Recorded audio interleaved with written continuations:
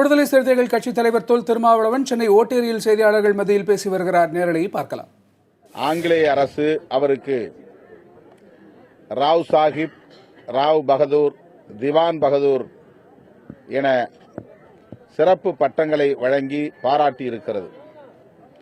தமிழகத்தில் இந்த 3 விருதுகளையும் பெற்ற ஒரே தலைவர் ரெட்டமலை சீனிவாசன் அவர்கள் மட்டும்தான். சட்ட மேலவை உறுப்பினராக இருந்தவர். பொது வீதிகளில் நடமாடவும், பொது கிணற்றில் நீரெடுக்கவும், தலித் மக்களுக்கு உரிமை வழங்க வேண்டும், அரசாணை பிறப்பிக்க வேண்டும் என்று சட்ட மேலவையில் வாதாடி அந்த உரிமையை நிலைநாட்டியவர் ரெட்டமலை சீனிவாசன் அவர்கள். அவருடைய நினைவை போற்றும் வகையில் அவருடைய உடல் அடக்கம் செய்யப்பட்ட ஓட்டேரி சுடுகாட்டில் உரிமைக்களம் என்னும் பெயரில் இந்த நினைவிடத்தை விடுதலை சிறுத்தைகள் எழுப்பியிருக்கிறது. அவர் பிறந்த ஊரான கோழியாளம் என்னும் கிராமம் அவருக்கு ஒரு மணிமண்டபத்தையும் விடுதலை சிறுத்தைகள் எழுப்பியிருக்கிறோம். தலித் மக்களின் உரிமைகளுக்காக போராடினாலும் அவர் ஒட்டுமொத்த தமிழக மக்களின், விளிம்பு நிலை மக்களின் உரிமைகளுக்காக பாடுபட்ட தலைவர். அவரை தமிழக அரசு பாராட்டும் வகையில் அவர் பெயரில் ஆண்டுதோறும் விருது வழங்கி சான்றோரை சிறப்பிக்க வேண்டும் என்று விடுதலை சிறுத்தைகளின் சார்பில் கேட்டுக் கொள்கிறேன். தற்போது தலைநகர் சென்னையில் கஞ்சா சாக்லேட்ஸ் விற்பனை செய்யப்படுவதாக கண்டறியப்பட்டுள்ளது அதிர்ச்சி அளிக்கிறது. இதனை மிக தீவிரமாக அரசு ஆராய வேண்டும். எங்கிருந்து வருகிறது, எவ்வளவு காலமாக இது தமிழகத்தில் தலைநகரத்தில் விற்பனை செய்யப்படுகிறது, இதன் பின்னால் உள்ள மஃபியா கும்பல் யார் என்பதை கண்டறிந்து கடுமையாக நடவடிக்கை எடுக்க வேண்டும். கஞ்சா சாக்லேட்டை சாப்பிட்ட சிறுவன் ஒருவன் உடல்நலம் பாதிக்கப்பட்டு மருத்துவமனையில் அனுமதிக்கப்பட்டிருக்கிறான் என்பது மிகுந்த அதிர்ச்சி அளிக்கக்கூடிய ஒன்றாக இருக்கிறது. எனவே அரசு இதில் கடுமையான நடவடிக்கையை மேற்கொள்ள வேண்டும் என்று விடுதலை சிறுத்தைகளின் சார்பில் வற்புறுத்துகிறோம்.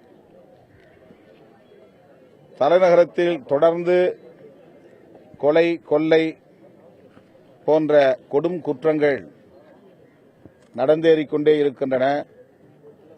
அடுக்கடுக்காக அரங்கேறிக்கொண்டே இருக்கின்றன.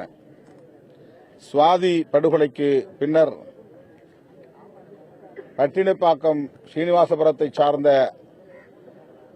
ஆசிரியர் நந்தினி அவர்கள் எடுத்துச் சென்ற பணப்பையை திருடர்கள் பறித்துக் கொண்டு ஓடியதில் அந்த திருடனை விரட்டிச் சென்ற போது அவர் எட்டி உதைத்ததில் நந்தினி கீழே நிலை தடுமாறி விழுந்து படுகாயமுற்று உயிரிழந்திருக்கிறார். சாலையில் நின்று கொண்டிருந்த முதியவரும் அந்த சம்பவத்திலே பலியாகியிருக்கிறார்.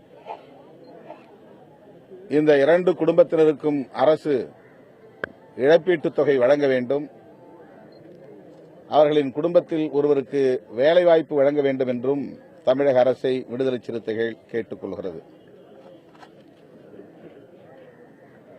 சுவாதி படுகொலையில் பல்வேறு சந்தேகங்கள் எழுப்பப்பட்டு வருகின்றன.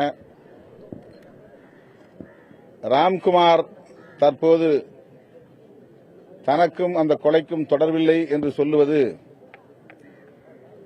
அதிர்ச்சியாக இருக்கிறது. முகநூல் மூலம் சுவாதியோடு தொடர்பு கொண்ட வேறு சில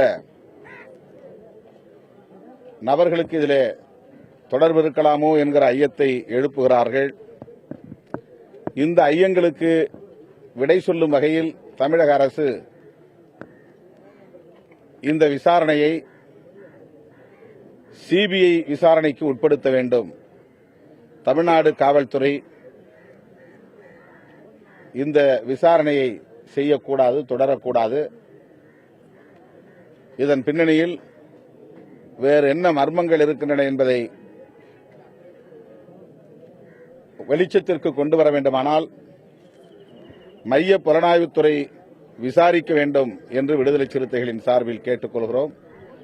சுவாதியின் குடும்பத்தில் அவருடைய உடன்பிறந்த சகோதரிக்கு அரசு வேலை வழங்க வேண்டும், அவருடைய குடும்பத்திற்கு இழப்பீட்டுத் தொகை வழங்க வேண்டும் என்றும் விடுதலை சிறுத்தைகளின் சார்பில் வற்புறுத்துகிறோம்.